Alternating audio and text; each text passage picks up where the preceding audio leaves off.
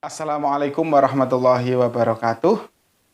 Selamat pagi anak-anak. Kita ketemu kembali dalam pembelajaran jarak jauh. Materi pertama yaitu surat Al-Kafirun, yang artinya orang-orang kafir, yaitu yang berjumlah 6 ayat di dalam Al-Quran 100 ke 9. Bersama dengan Pak Gunardi, Sarjana Pendidikan Islam. Beliau adalah salah satu guru agama Islam di sekolah dasar di Kota Kediri. Assalamualaikum Pak Gun. Waalaikumsalam warahmatullahi wabarakatuh. Alhamdulillah pada hari ini kita bisa bertemu dalam pembelajaran surat Al-Kafirun. Ini penekanan pada kelas 6 Pak Gun, karena kelas 6 itu sudah mulai rata-rata anak-anak kelas 6 itu sudah mulai dewasa. Iya. Sudah masuk akil balik. Jadi sudah bisa menentukan mana yang baik dan mana yang buruk. Gitu ya. Sebelum materi kita mulai, bagaimana kabarnya anak-anak? Alhamdulillah ya.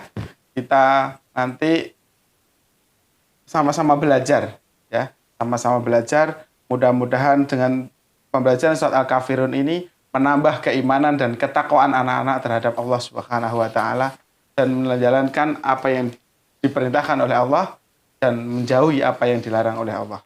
Ya. A'udzu billahi minasy syaithanir rajim. Bismillahirrahmanirrahim. Qul ya ayyuhal kafirun. Katakanlah wahai orang-orang kafir, la a'budu ma ta'budun. Aku tidak akan menyembah apa yang kamu sembah. Wala antum 'abiduna ma a'bud. Dan kamu bukan penyembah apa yang aku sembah. Wala ana 'abidum ma 'abadtum. Dan aku tidak pernah menjadi penyembah apa yang kamu sembah. Wala antum 'abiduna ma a'bud. Dan kamu tidak pernah pula menjadi penyembah apa yang aku sembah. Lakum dinukum waliyadin. Untukmu agamamu dan untukku agamaku. Ya, apa sih asbabul nuzul turunnya surat Al-Kafirun ini? Ya, jadi kalau membaca tentang asbabun nuzul ini dalam kitab-kitab tafsir disebutkan bahwasanya ada 3 tokoh kafir Quraisy. Ya, di antaranya ada Al-Walid bin Al-Mughirah, ada Al-Aswad bin Abdul Muthalib dan Umayyah bin Khalaf. Itu mendatangi Rasul, hendak mengajak kompromi Nabi. Mengajak gimana? Saling menyembah Tuhan masing-masing, atau maksudnya bergantian menyembah. Setahun Nabi menyembah Tuhannya orang-orang kafir. Nanti gantian setahun lagi orang-orang kafir menyembah Allah, begitu. Nah, sehingga akhirnya turunlah surat ini menjawab ajakan kompromi orang-orang kafir itu, yang intinya berarti tidak boleh ada kompromi ataupun mencampur adukkan agama, itu tidak boleh. Seperti itu. Atau di dalam riwayat yang lain, Nabi itu ditawari untuk apakah Nabi itu menginginkan harta, maka kami akan kumpulkan harta sebanyak-banyaknya dan diberikan kepada Nabi. Atau pengen menikahi wanita yang paling cantik di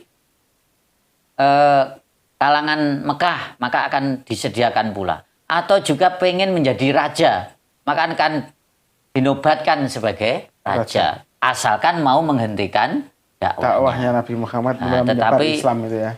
Nabi tidak, atau turunlah ayat Al-Kafirun ini yang menegaskan semua tawaran-tawaran itu ditolak atau memang dilarang oleh Allah Subhanahu wa taala. Seperti itu.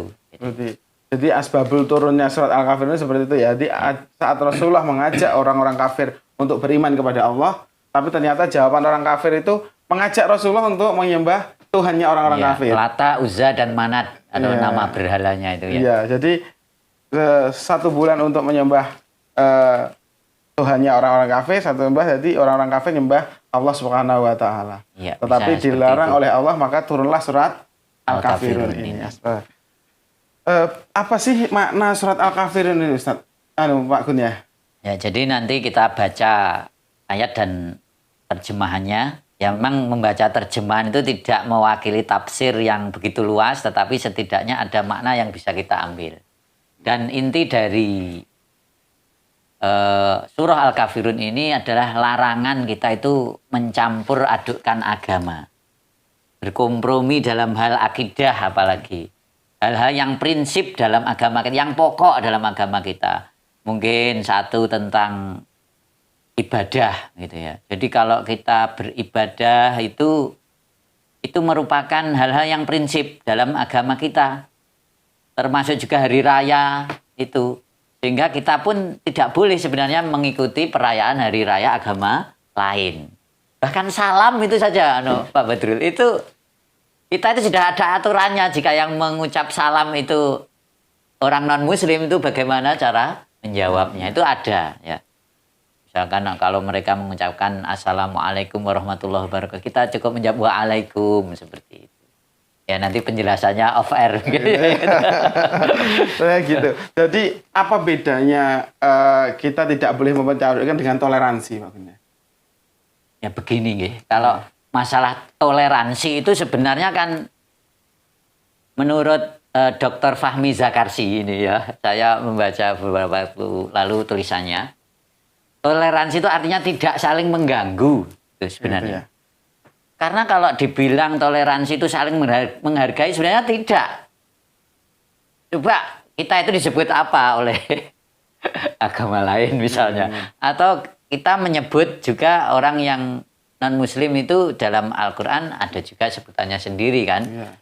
Bahkan kita, kalau orang sudah menganggap ada Tuhan selain Allah, itu dalam agama kita ada pengertian musyrik dan sebagainya. Jadi intinya toleransi itu sebenarnya tidak saling mengganggu. Gitu. Jadi saat orang lain beribadah di tempat ibadahnya mereka, kita tidak boleh mengganggu. Tidak boleh. Saat kita melakukan sholat di masjid kita, dan mereka juga tidak boleh mengganggu. Tidak. Bahkan mengolok-olok pun tidak boleh. Mengolok-olok Tuhan mereka, kita mengolok-olok Tuhan agama lain, tidak boleh. Tidak boleh. Karena apa? Nanti bisa jadi mereka akan mengolok Tuhan kita. Termasuk ini kalau kaitannya kita dengan teman kita. Kita tidak boleh mengolok-olok ayah atau orang tua teman kita. Karena boleh jadi teman kita nanti akan mengolok-olok ayah kita. Sehingga sebenarnya yang mengolok-olok itu kita sendiri. Ya. Akhirnya kan mereka juga karena kita mengolok-olok mereka juga akhirnya mengolok kita. Padahal gitu. Yang mengawali adalah kita. Itu tidak boleh. Jadi toleransi itu tidak saling mengganggu antara agama lain dengan agama yang lainnya. Sehingga anak-anak nanti saat bermasyarakat, sehingga waktunya begini. Contoh kayaknya begini Pak Gun ya. Jadi saat kalian main ke rumahnya teman kalian yang mungkin beda agama, saat mereka mau melaksanakan ibadah, berarti kalian tidak boleh ikut mereka. Dan mereka saat kalian melakukan sholat, dan mereka juga tidak boleh ikut ya, tidak boleh ikut. Karena itu namanya toleransi seperti itu ya, tidak mencampur adukkan seperti itu ya. Nah, itu tadi makna dari surat Al-Kafirun. Nah, di dalam surat Al-Kafirun itu pesan yang terpenting apa Pak Gun ya? Iya, jadi karena kita tidak boleh tadi berkompromi atau mencampur adukkan agama tadi, maka dalam hal-hal yang prinsip sekali lagi dari hal-hal yang pokok termasuk ibadah, akidah itu kita harus betul-betul menjaga. Jangan sampai kita ikut-ikutan. Itu sebenarnya masalah akidah tapi kita ikut-ikutan. Jadi misalkan ada perayaan agama lain, ya sudah kita tidak usah ikut. Kalau kita pengen menghormati mereka sebagai sesama saudara kita ya, saudara sebangsa barangkali, kita tetap bisa saling berkunjung mungkin di luar hari-hari itu gitu ya. Jadi ini nasihat dari para guru-guru kita juga sebenarnya. Jadi di luar hari itu mari kita mungkin sering-sering berkunjung ke sana sehingga ketika pas itu sudahlah itu memang urusan agama jadi mereka, kita harus saling menjaga. Dan saya kira teman-teman kita juga akan memahami bahwa itu memang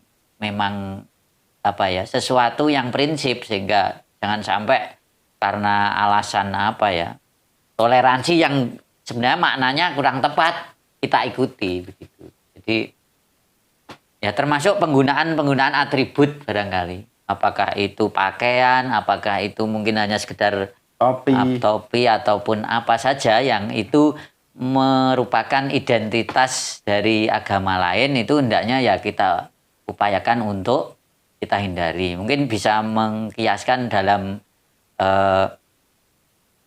ketika Rasul memerintahkan kita berjenggot, mencukur kumis itu ya. Itu kan tujuannya untuk menselisih orang Yahudi. Nah, termasuk mungkin hal-hal lain yang supaya kita itu ya memang identitas kita sebagai seorang muslim tuh ya harus kita tampakkan itu. Itu bagian dari istilahnya al-wala wal barok mungkin seperti itu ya. Loyalitas dan kebanggaan kita sebagai seorang muslim, seperti itu. Berarti bisa kita flashback ke belakang tadi tahun antara toleransi itu kalau di dalam Al-Kafirun ayat yang terakhir ya. Lakum dinukum waliyadin. Artinya adalah bagimu agamamu dan bagiku agamaku. Jadi kita tidak boleh saling mencampur adukkan tadi dan maknanya juga kita saling menghormati saat mereka mau beribadah dan mereka harus menghormati kita saat kita melakukan ibadah. Ya, menghormati termasuk juga dalam muamalah barangkali ya, dalam hal-hal yang mungkin jual beli. Biasa kita kalau mau jual beli ke saudara kita yang non muslim ya silahkan, itu enggak masalah karena soal muamalah. Mungkin saling meminjam sesuatu yang itu ya memang kebutuhan sehari-hari yang minjam obeng atau apa gunting dan sebagainya. Contoh apalagi kalau teman-teman anak-anak semua di sekolah pasti kan ada yang agamanya Islam dan mungkin temannya ada yang non Muslim ya. Di sekolah itu nggak apa-apa kalau kita pinjam itu boleh, kita bermasyarakat itu harus, berteman itu harus, tetapi tidak boleh mengikuti saat mereka beribadah. Tidak boleh, mereka juga tidak boleh mengikuti saat kita beribadah. Jadi itu namanya lakum dinukum waliyadin. Jadi itu anak-anak, mari nanti anak-anak bisa menghafalkan suratnya, surat Al-Kafirun, dan beserta artinya. Ini tugas ini nanti Bapak Ibu Guru bisa beri tugas kepada anak-anaknya, kelas 6 itu, untuk menghafal itu, buat pegangan nanti, biar kekuatan keimanan dan ketakwaan dalam hati itu anak-anak tertanam. Termasuk begini tadi, ada fadilah atau keutamaan membaca surah Al-Kafirun itu seperti membaca seperempat Al-Quran pahalanya. Tapi ya itu tetap tidak boleh, kalau begitu saya membaca 4 kali sudah khatam. Itu pahalanya saja. Tapi anjuran untuk tetap membaca Al-Quran secara keseluruhan tetap berlaku gitu. Itu sementara Pak Gun, kita sudah bisa, mungkin anak juga bisa memahami ya apa yang sudah dijelaskan oleh Pak Gun tadi, sehingga anak-anak bisa mempraktekkan dalam kehidupan sehari-hari anak-anak, dalam mulai bermasyarakat, mulai berteman, bergaul kepada teman-teman yang non-muslim. Boleh, sangat-sangat boleh, sangat dianjurkan dalam agama kita itu saling menyapa, saling dalam muamalah, dalam kehidupan sehari-hari, tetapi tidak untuk dalam beribadah. Mungkin itu maksudnya. Mungkin itu anak-anak materi pada pagi hari ini. Tugas anak-anak adalah satu, menghafal ayat surat Al-Kafirun ayat 1 sampai dengan 6 dan beserta artinya, sehingga anak-anak sedikit banyak memahami tentang surat Al-Kafirun. Mungkin itu yang bisa kami sampaikan. Terima kasih Pak Gun atas waktunya. Kurang lebihnya saya mohon maaf. Assalamualaikum warahmatullahi wabarakatuh.